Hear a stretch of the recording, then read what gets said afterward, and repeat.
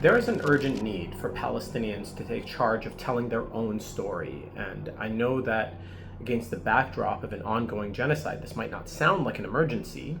but I can assure you that it is.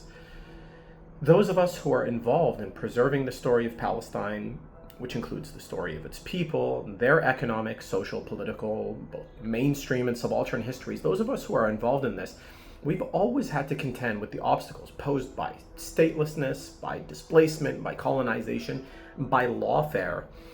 And in the Thawra era, Palestinians often used gritty guerrilla newspapers like Al-Hadaf or Falastinuna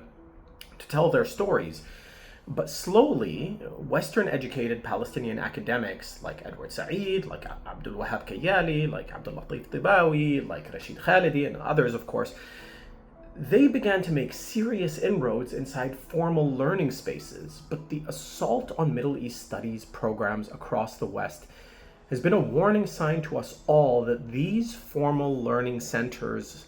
they can no longer be relied upon to preserve the Palestinian story. Local community groups, religious organizations, they must take on this responsibility on their own, because in the age of genocide and in the age of this widespread destruction of Palestine's material history, that which is today considered common sense may tomorrow disappear forever. The genocide in Gaza is analogous to the Palestinians watching their family home being burnt to the ground by arsonists. And some of us are going after the arsonists, and some of us are trying to put out the fire, and some of us are telling the world what's happening. But then there are some of us who need to be focused on salvaging whatever we can from the house before the world tries to tell us the house never existed in the first place.